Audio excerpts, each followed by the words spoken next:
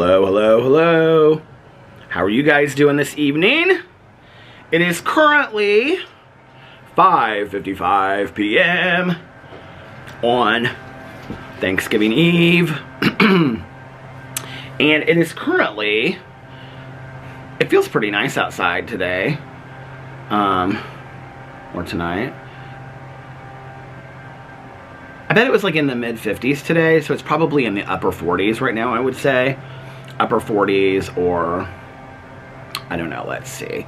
Alex, the reason I'm sitting outside is because Alex is, well, it's not too cold. First of all, it's 51. Feels like 51. And what is tomorrow supposed to be? Let's see. Oh my lord, tomorrow's going to be 60. Tomorrow's 60, then Friday is 51, and then Saturday is 55. It's going to be down to 31 tonight, though. Alex is inside, and he got home from work, and he is, well, he just finished eating dinner. He warmed up his fried rice. The lighting is so bad out here tonight. You're just going to have to bear with me, you guys. This is, well, you get what you get. You don't throw a fit tonight, because that's what my mother-in-law always says. Because he is, like, sitting on, or sitting in there watching Dead to Me or whatever with Christina Applegate, and he's had a long day, so I'm like, you just hang out in there. He's like, babe, I don't mind going upstairs if you want to make videos.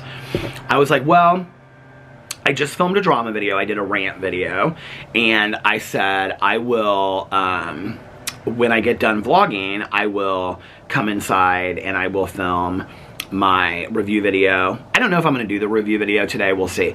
I'm going to do a Peter Does Stuff video showing my Starbucks cups.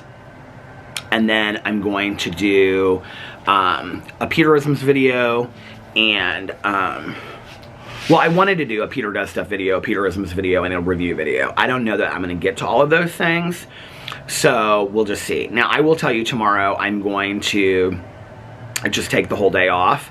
I won't be vlogging tomorrow, unless for some reason we would get home early and I wasn't tired.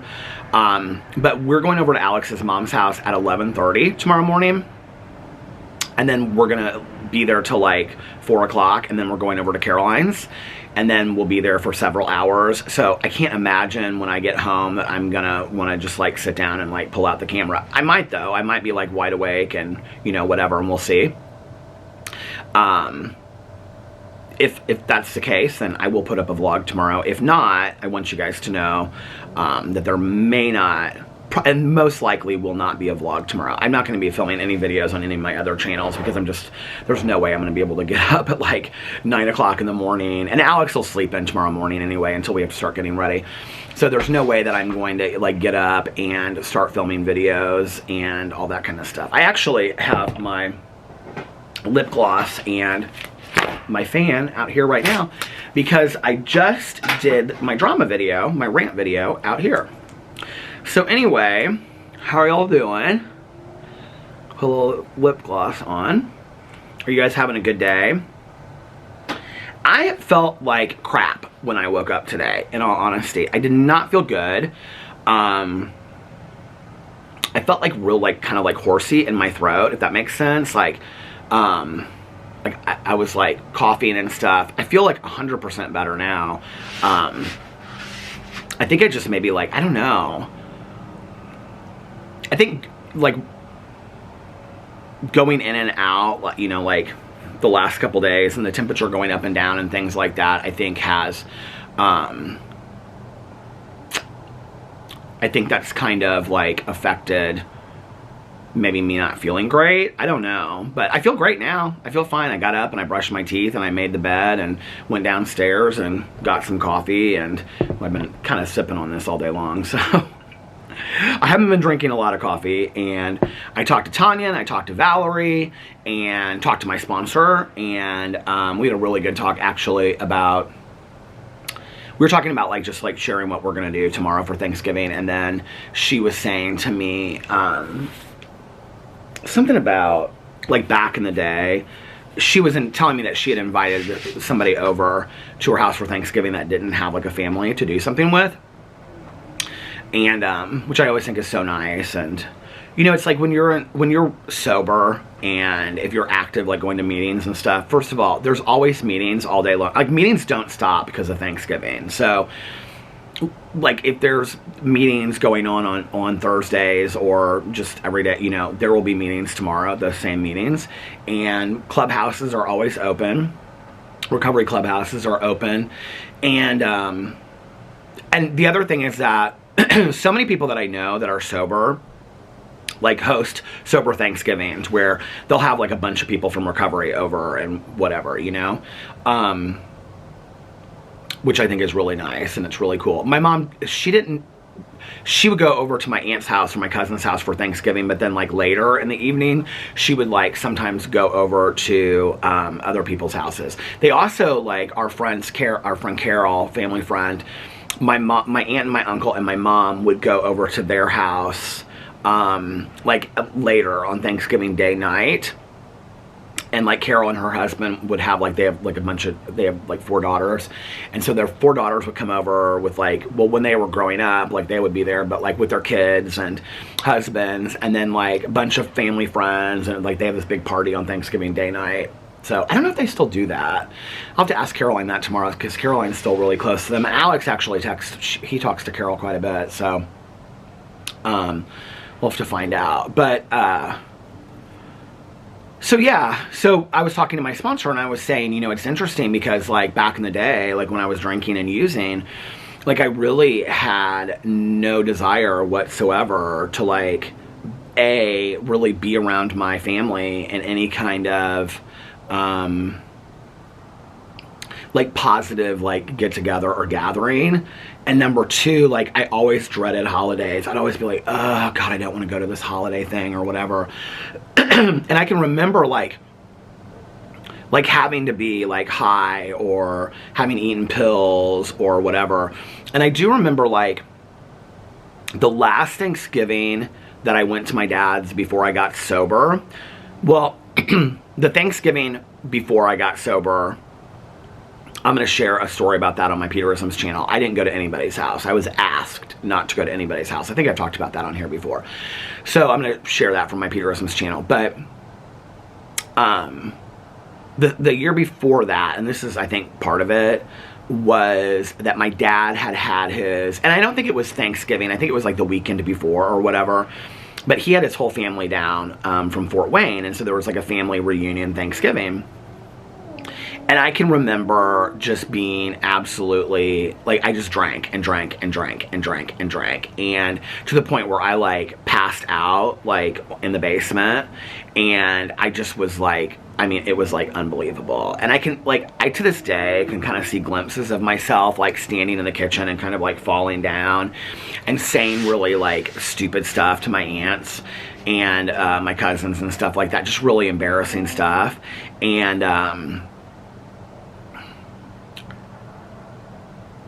And I think after that, I just kind of was like, I didn't want to go to any more family stuff or whatever. And so I, like, look back on that and I think,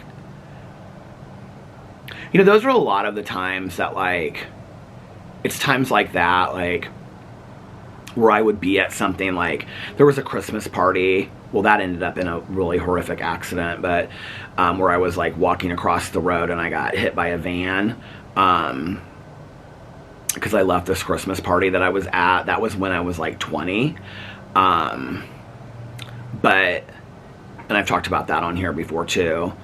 But there were situations where I just was like I look back on it and it wasn't like I was like standing in a bar and making a fool of myself or like dancing on a table or anything like that. You know, it was, just being around, like, loved ones, you know, being around family and friends. You know, it's interesting. I don't know why, but, like, I kind of, like, it was, because when Caroline and I did our video together a couple years ago, she said that she didn't really know that my, like, drinking and stuff was as out of control as it was. Well, at the time, Caroline was in college. She was at Ball State. And so we weren't really seeing each other that much except for holidays. And I think because, like, I was with my mom during those holidays typically, that like I kind of edited it down, and like just for like that time that I would be with like my mom and my aunt and uncle and Caroline, that like I wouldn't really like do a whole lot, you know. I was real kind of like protective of those moments. I don't really remember a lot of really embarrassing moments, really, if any, with my aunt and uncle and my cousin, like associated with drinking or drugging. I mean, I'm sure I could think of one or two, but if I really like pushed hard to remember, but yeah, so I think it was kind of a surprise to them when I all got sober. I don't think that they really knew, like, as bad as it was. And I also did a really good job of kind of keeping it hidden from a lot of people. I think the reason that my dad and my stepmom, like, knew so much was because I was going over there, like, 2 to 3 days a week. And I was, like, I would do a load of wash in their washing machine, and then I would bag it up and I would take it back to my apartment to dry, and then I would make like a sandwich and chips and stuff and eat it while I was there. My dad called it grocery shopping at the diner or something like that, because I would like get a, you know how like, people save like grocery bags and whatever, so I would get like a paper grocery bag, and then like I would go into their pantry and I would like take like, you know, 4 rolls of toilet paper, paper towels, you know, macaroni and cheese, soup, you know, and I would just like load up like I was grocery shopping. My dad and my stepmom got real sick of it over time, you know, and that was like, I can remember just like being over there and being like drunk, and then, or not drunk, like, but like having been drinking, and I would always use it, like my dad and I would always get into an argument, and I can remember like when I would finally leave, he would, like I would just like tear out of the house, and then like I can remember stopping at this liquor store, this Ace liquor store, on the way home, and I can remember going in there and I would get like a pint of Southern Comfort and like a 6-pack of Red Stripe, and I would go home, and I don't know why that was what I always got, but I would like purposely kind of like get into an argument. It's so funny because I've told this story before in meetings, and there's like, whenever I tell it, people are like, they nod their heads, like they get it, like that we purposely get into arguments with people almost like we're looking for an excuse to have like a reason to drink or something, like drink out of anger. And but I can remember like my dad, you know, like not wanting, like being pissed about like me leaving, not wanting me to leave and whatever, and me just like running out of the house and like getting in the car and tearing out, and then like going to stopping at the liquor store and whatever. And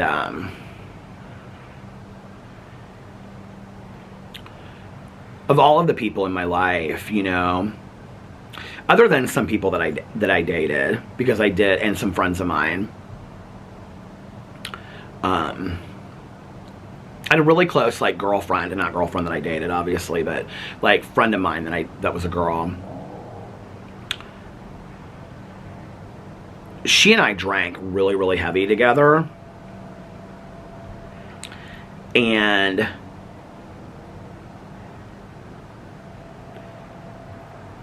like I did and said some cruel things to her in my state of being drunk and, you know, drunkenness. But it was interesting, like she ended up moving away, and right before she moved away, she like stopped by my apartment, and I had the opportunity to make amends to her.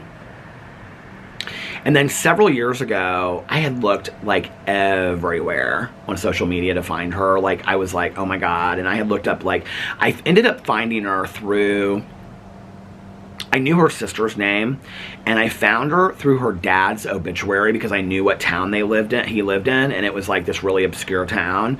And I found her through her dad's obituary and her sister's name, and then like her sister like on Facebook, and then she was her friends with her sister because she had like a different name now because she's like married and stuff. And so I was able to reach out to her and like make amends, and it was so many years later. And she was really accepting of the amends, which was so fantastic, you know, but like it was different than like just, you know, back in the day. I was able to like make a really like full amends to her, and not just one of the, you know, immediate moment because the opportunity met desire kind of thing, because she showed up at my door, you know. But the people that I really affected the most, honestly, were my dad and my stepmom. Like, I think most of all, Tanya and I have talked about this too. Like, she talks about it with her dad. Like,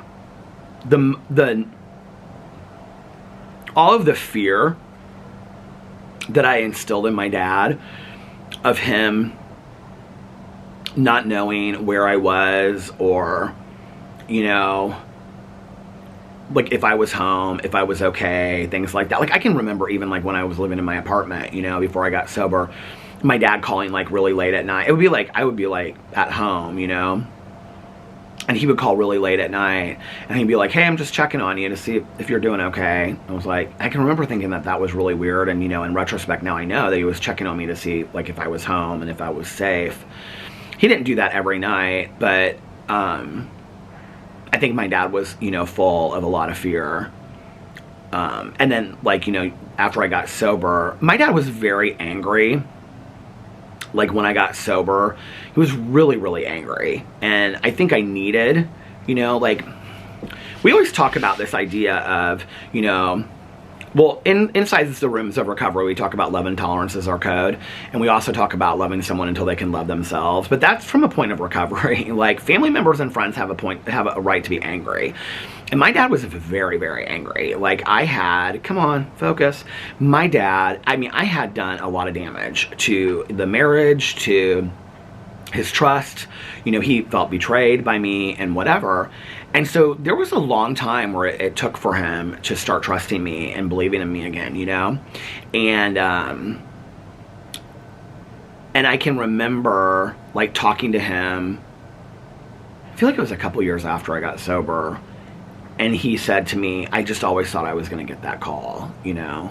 I would have done anything to prevent getting that call. Like, that I always thought that I was going to get that call that you had died. And I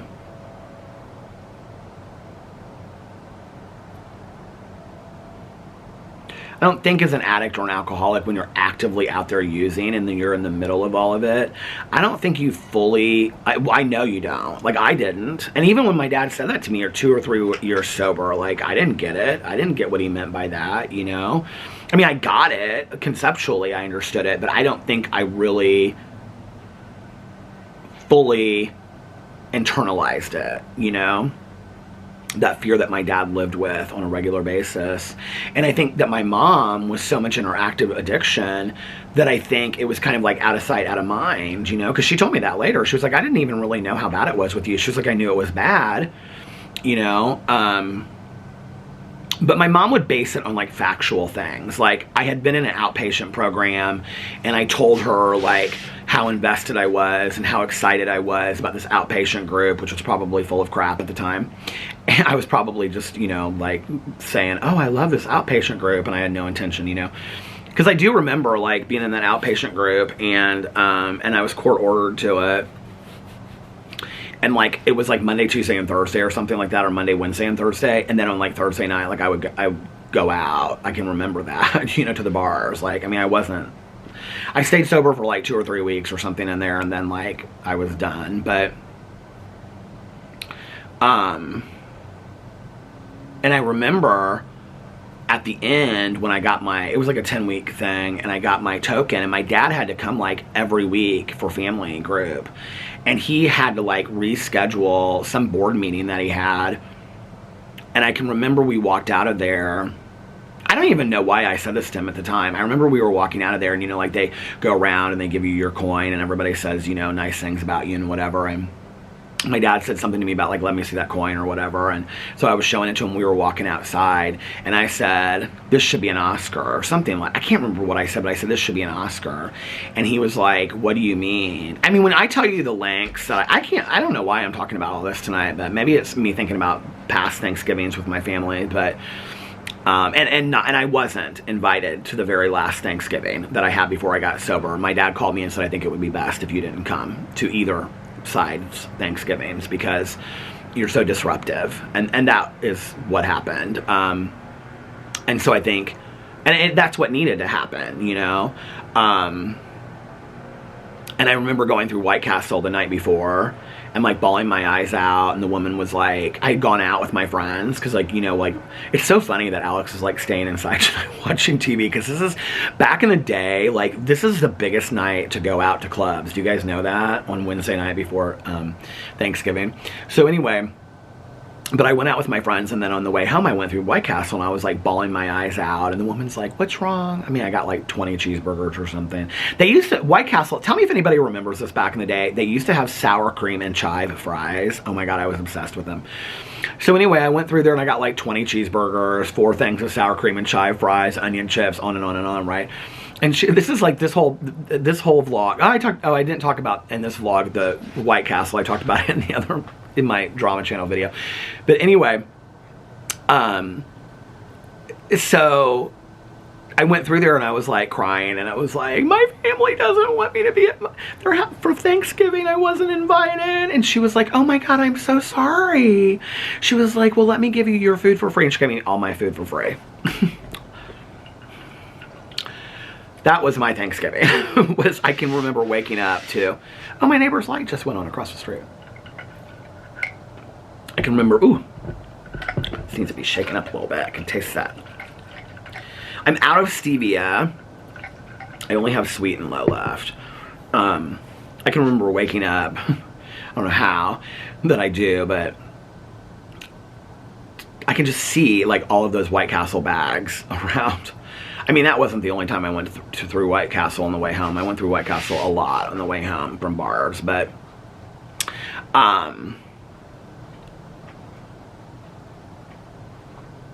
yeah, so we were walking out of that IOP. So IOP stands for intensive outpatient, and it was like an outpatient group. And I remember my counselor too was really a nice guy. He was like a really decent guy. And later, like working in the field, like he was really well respected, and he went on to do like big things in the city. And like, and I can remember when I would see him, he like totally remembered me from that group. And I mean, I was honest with him about like what had happened, you know, and he wasn't surprised, obviously, you know. Addicts and alcoholics go back out and go in and out all the time, you know. Some of them don't make it. I'm glad I did. You know, I'm here to tell my story, because I could be 6 feet under, you know, as a result of my disease. And so we're walking out, and my dad said something about the coin. And he said something to me like, I can remember he and I talking about this years later, and I just lost it. Like, I just started bawling, because I was just like, who did I think I was in that moment?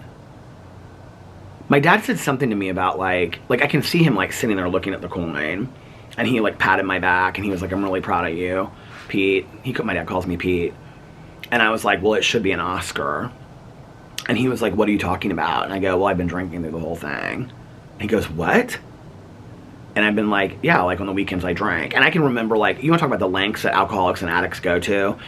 Like, I would drink like Thursday and Friday and Saturday, and then like, or maybe Thursday and Friday or something like that, and then like all Saturday and Sunday. I don't even know. Like, I mean, I would like drink as much water as possible. I was like, this was back in the days when now if you like dilute your drug screen, they look at dilutes as positives typically. And by dilute, what I mean is that like if you water down your drug screen, then that's called diluted. They look at diluted drug screens as positives, because it looks like you tried to mess with your drug screen, but back in the day they didn't do that. So if you drank a ton of water, like your drug screen was, you know, clear, and so like it wouldn't show up positive for anything. And with mostly like I was just drinking during that time, and so if I drank and I like went outside and like ran on a treadmill or something like that in the gym, I can't remember where I did, maybe I just ran outside, I don't remember, but I do remember running. And that like I never like failed a drug screen, because I would just, you know, I would like pee out all of this alcohol and get it out of my system, you know. And I remember my dad looked at me and he goes, I have rescheduled every board meeting for the last 10 weeks so that you can just play games with this. He was like, are you serious? Like, he was so, like, the disappointment in his eyes, like, that had always been the thing, I think, with the drinking and the drugging and the addiction, was the disappointment on my dad and my stepmom's faces. And like I said, you know, my mom was in her own active addiction, so it wasn't that she wasn't cognizant of it. She didn't really get it, I think, you know, like, fully. And I also didn't let her see all the pieces. My dad was in it because my dad was part of fixing the problem for me always, you know. And so I just remember him like shaking his head like, is this ever gonna end, kind of thing. And that was actually probably 3 or 4 years before I got sober. But I can remember after that, sometime after that, I was over at my mom's house, and I said, because this is what I was talking about, she just would deal with like factual evidence, you know. I was over at my mom's house for something, and she said something about like I was getting ready to leave, like I can see myself standing there in front of her house, the courtyard in front of her house, and I said, the house that she lived in before, not this condo, and I said, because this was before I got sober, and she said, what are you doing tonight? And I said, well, I'm going out with my friends downtown. And she goes, can you do that sober? And I go, what are you talking about? Like, I got real defensive. And she was like, well, you said that you wanted to be sober in this outpatient program, right? And like, I was still playing it up to her because I really didn't want my mom, like, you know, the thumb on me kind of thing, you know. And I was like, well, yeah, Mom, I can stay sober and go out with my friends downtown. She's like, I'm just saying. She was like, you know, you've done these outpatient programs. I mean, because that hadn't been my first time at the rodeo, right?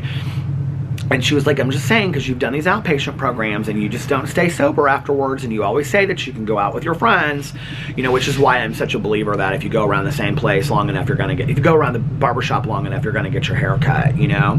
And it's also why, do you guys hear this? It sounds like a boat, doesn't it? It's also why I'm a believer in that you have to change your people, places, and things. I'm such a believer in that, you know.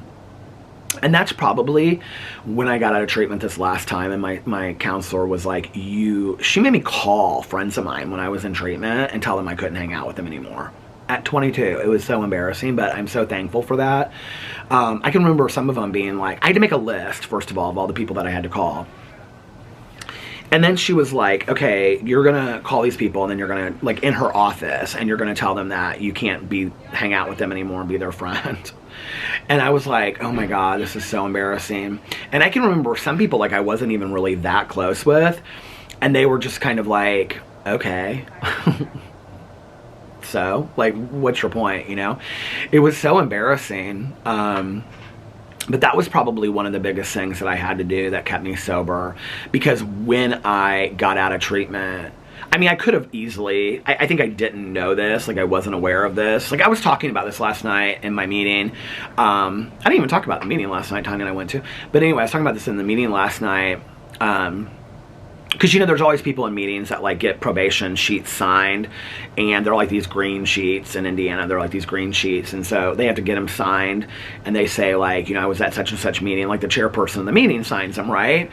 Well, in the county where my meeting is, my home group meeting, like, probation officers show up at the meetings sometimes. Like, they can't come in. I mean, they could come in, but they, like, show up outside, and they'll, like, text their probationers and be like, you need to come outside. I want to make sure that you're at this meeting, right? Because there are a lot of people on work release and things like that there's a lot of people on work release that are doing what they need to be doing, I just want to say. But there are also a lot of work release people that come to the meeting and then have their boyfriends and girlfriends show up, and then they have a little rendezvous in the car, in the parking lot, and they don't ever make it inside the meeting. But I was sharing, because I was saying that, you know, no meeting slip, we call those meeting slips, no meeting slip, no fear from my dad, nothing ever, like, I don't know, like, really, except for my fear of being homeless, what it was. Like, no legal thing got me sober, you know? It also didn't help the situation, but,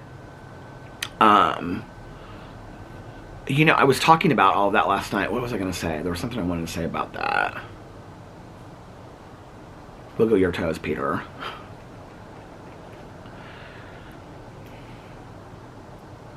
Oh, I know what I was going to say. That I can remember that wiggling my toes worked. It sets off neurons in your brain. Supposedly, my old roommate told me that years and years and years ago. that I can remember that it took me about 2 years to figure out that I could sign that sheet myself. You know, I didn't even need to go to a meeting to have a chairperson sign that. I just sign it myself, you know, and act like I was the chairperson. And most of my probation officers, she never checked anyway, mostly back in the day. And then, you know, because I had been going to meetings all along and I wasn't really getting anything out of it. And I look back on that, I think, how sad is that, you know? Okay, I'm going to go inside. I'm going to start uploading my drama video, and I will be right back. Okay, I'm back.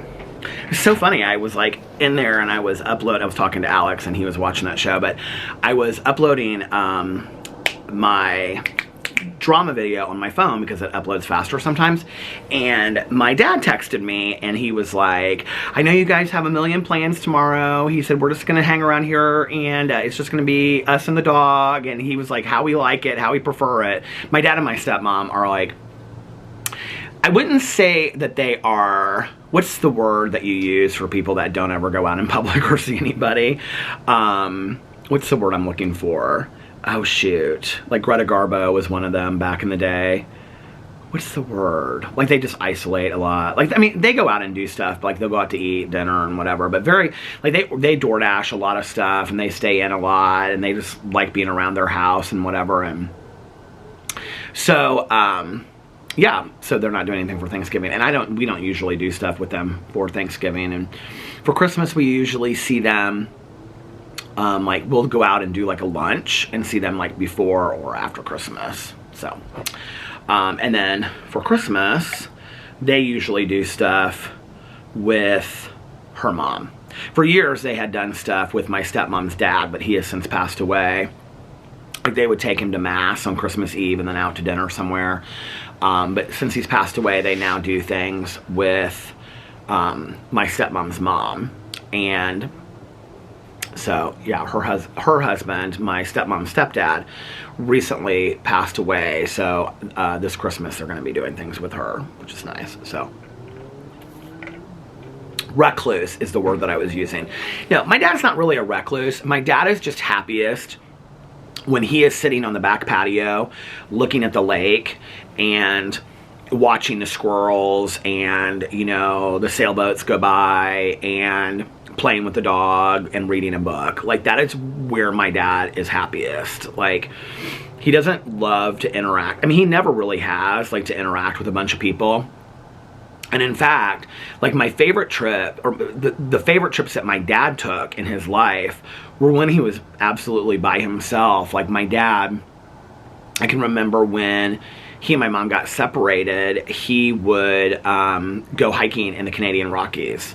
And he did that like once every year or once every other year or something like that. I can remember my mom was like a nervous wreck when he was gone because she was so scared that he would die or something like that.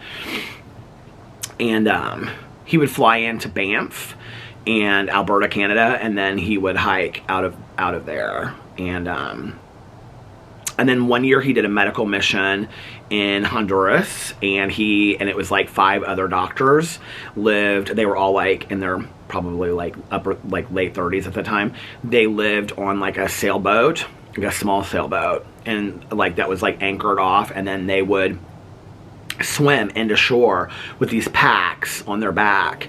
And so anyway, and he really enjoyed that too. I can't remember how long he did that.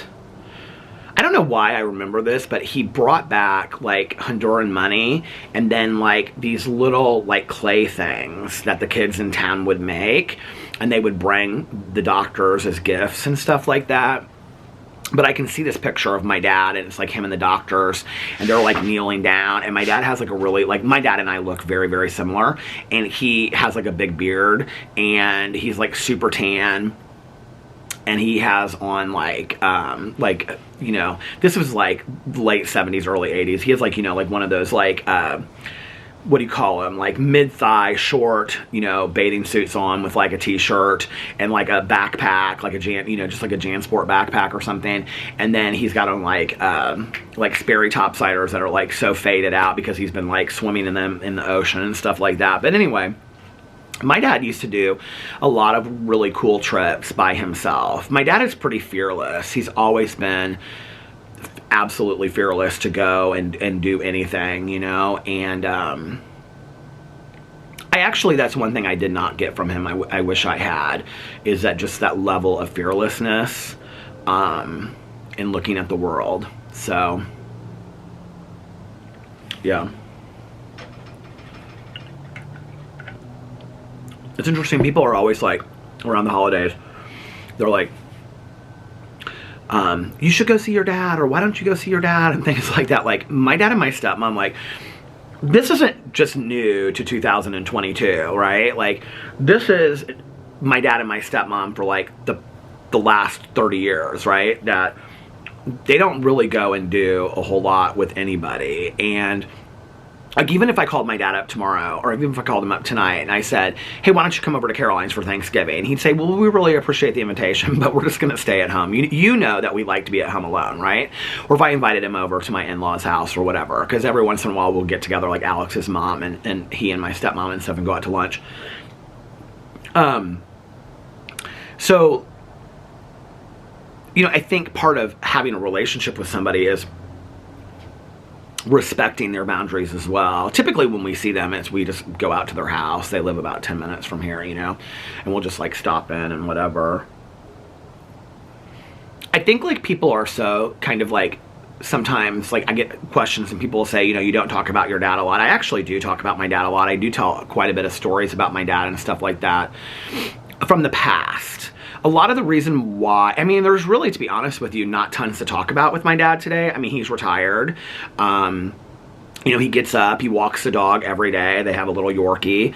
I talked about them getting the Yorkie, you know, when they got him a couple years ago on here. And he walks the Yorkie and he sits on the patio, and they have a beautiful house that's, you know, on the lake. And my dad enjoys nature, and he loves nature, and he'll just sit there with the camera for hours and take pictures of birds and stuff like that and read. He loves watching Law and Order, and he loves watching sports. I mean, my dad's a huge basketball and football fan, and he just kind of likes his quiet time. Like, he doesn't, I think, you know, and I think for years, I think he, you know, my dad sat on a lot of boards and he did a lot of things, and, you know, he was chief of staff, and, you know, he worked, you know, 90 hours a week or something, whatever. And I think now that it's just kind of like his time, he's like, I really just want to enjoy my time. There's just really not a lot to say, if that makes sense. And I'm also really protective of my dad's privacy. He's not somebody that wants his life, like, he doesn't really care. I mean, that's not it, right? But like, it's not like, I mean, like, people have asked me why I haven't done a video with my dad. If I really pushed the issue, my dad would be in a video with me, but he doesn't want to be in a video with me. Like, he has no desire to be on YouTube or anything like that, right? Like, Tanya gets a kick out of it, Alex gets a kick out of it, you know, Caroline gets a kick out of it and stuff like that. But like, my dad, he would do it for me. But that would be the only reason why. And I'm not gonna make my dad do a video for me just because, you know what I mean? Like, and I think the other thing, like, if I did a video with my dad, like, the motive for it would be to find out things that I don't already know about my dad, or just to have that video footage. But I have personal video footage of my dad, you know, and I feel like I know everything. I mean, my dad and I are extremely close. We talk about very personal things. There's really not anything that we haven't shared. You know, after my mom died, one of the things that I talked to my sponsor about was, you know, he said to me, he goes, so if your dad died tomorrow, like, how would you feel about that? And I said, I mean, there's some things I think that need to be said. And so, you know, my dad and I made sure that there was nothing left unsaid, and there was nothing that we hadn't talked about and whatever. And I feel that way today. I feel like, obviously I don't want my dad, you know, to go anywhere, but that if something would happen tomorrow, I feel like we're in a great place, and I know how my dad is, and I know that he's proud of me, and I feel like I know the history of everything I want, family history and everything that I want to know, you know, so, yeah. I'm actually trying to think of the last time I spent Thanksgiving with my dad, and you know what is so funny about this is, well, other than that family reunion when I was, like, drunk, and that wasn't, like, on Thanksgiving. I think that was, like, the weekend before or the weekend after or something like that, but I think the last time was, it was like every other Thanksgiving or something like that. My parents never fought over holidays for me, like when I was growing up. So like if my dad wanted to take me somewhere for like Thanksgiving or Easter, like my mom, she never fought. Like she just was like, yeah, sure, take him, you know. The only thing was that like Christmas Eve dinner at my aunt's house, and then staying at my mom's house for Christmas Eve so that I could open presents at my mom's house on Christmas Day morning. Like that was very strict, like when I was growing up. Now, if my dad had said, I want Peter on Christmas Day, I don't think my mom would have fought it. I think they did that for me because they knew that that was what I wanted or something. I don't know. But like I would stay at my dad's house like the 22nd and the 23rd, like 22nd and the 23rd or something, and we would put up like the Christmas tree and do presents. And then like he and I and like my stepmom, when she came into the picture, like on like the 23rd, we would have like a Christmas dinner, and then, or sometimes we would do it like on the 26th. I would go over their house like Christmas Day night, or we would do it Christmas Day night. But we would, because they like really have never ever done like big things for Christmas. I don't know if you guys remember me telling the story, but like when my mom got like the first year that my parents got separated, my dad came over to my mom's house for Christmas because they tried to keep it like my dad being there for me and things like that. And then my mom ended up getting drunk, and it ended up being this huge like fight, and my dad left. And so I ended up going over to my dad's apartment that night, and it was literally Christmas Day, and I had been there like the night before. Like my dad brought me back to my mom's house like Christmas Eve, and like the Christmas tree had been up and everything like that, and my dad had taken the Christmas tree and just like shoved it off. Like it was like a live Christmas tree, and he had just like shoved it off the balcony of the apartment. Like my dad has, like, he's not real big on holidays anyway. He calls them Hallmark holidays. So anyway, when I think about my dad, he's so funny. So anyway, what was I gonna say? So yeah, so like we would like, you know, do like a dinner and then like open presents or whatever, but like we would do that like on the 22nd and 23rd, and then I would go home on the 24th, or my dad would pick me up on like Christmas Day night, and then I would do like the 25th and the 26th with him or something like that. And that was how we did Christmas.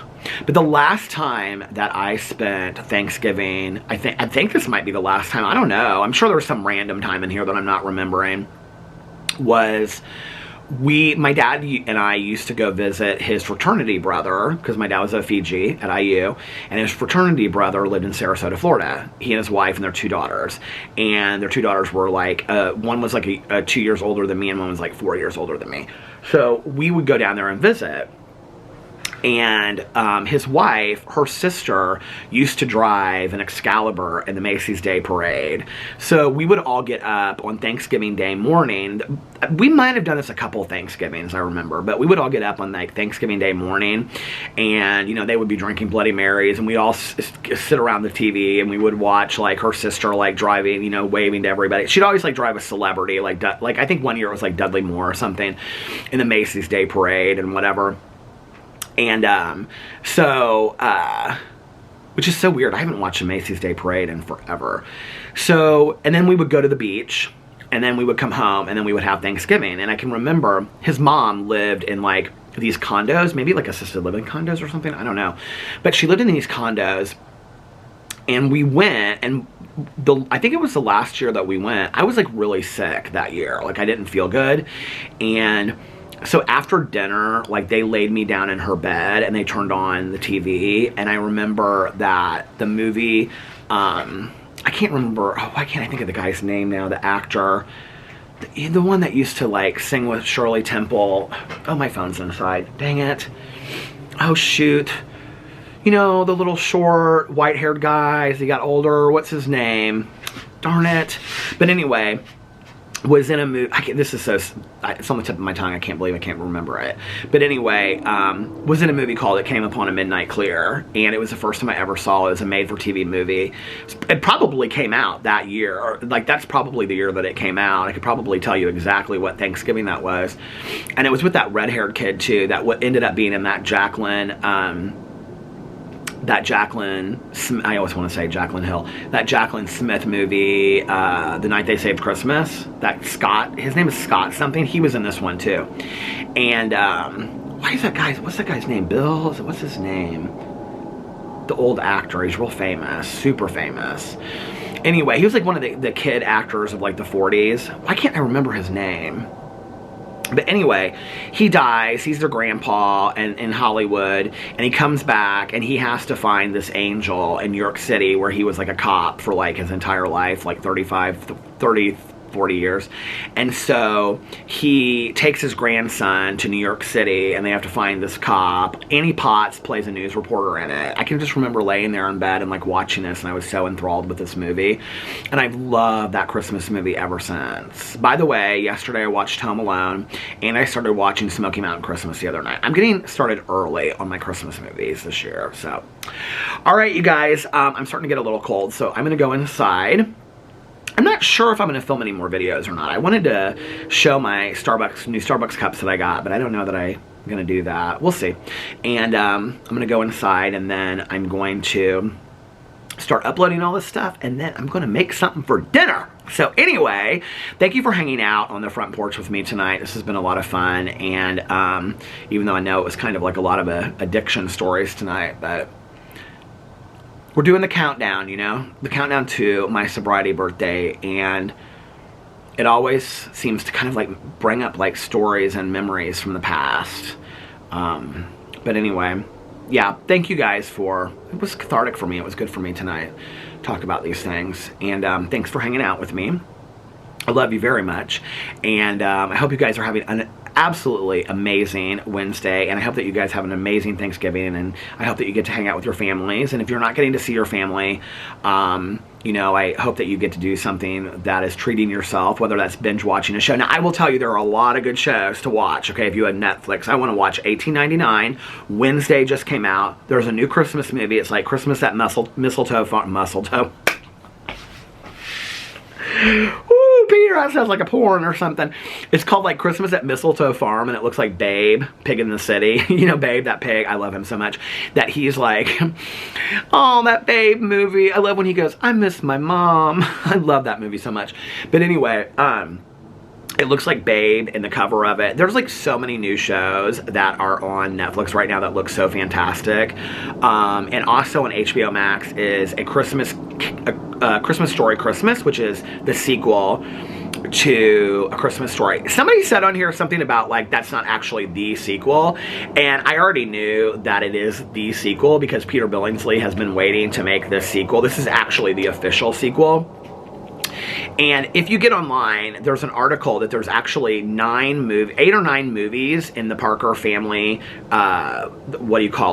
movie series, and this guy rates all of them from 1 to the end. And there's actually several sequels to A Christmas Story that are not official. There's like A Christmas Story Live, there's like A Christmas Story 2, but this is actually the one that is like the official sequel to that. So I'm gonna watch it and do a review of it, but I wanted to get that up before Thanksgiving, but that didn't happen because I didn't finish watching it yet. So anyway, yeah, and if nobody else has told you this today, I love you. And remember these 3 very important things. 1, you can start your day over whenever you want. 2, practice random acts of kindness, but shh, don't tell anyone. And 3, most importantly, make sure that you reach out to somebody and let them know how much they mean to you. And I love you guys so much. Also, remember to be kinder to one another, love one another a little bit more, and be kinder and love yourself a little bit more. And also, what did I say? Reach out to somebody and let them know how much they mean to you, especially during the holidays. It's important because a lot of people don't have anybody during the holidays, and you might just be brightening their day. You know, if you know somebody that doesn't have any plans for the holidays, invite them over, or invite them to go shopping, or invite them to go have lunch, or do something, you know, anything. And I think that's it. So I love you guys, and I'll see you tomorrow. If I make a vlog tomorrow. If not, I will see you on Friday. I love you guys, and I'll see you then. Bye. Love you. Up. And for those that need to hear it, and those that want to hear it, and those that just happen to stick around, one more I love you. I love you guys, and I'll see you tomorrow. Bye. I love you. Happy Thanksgiving, Lena.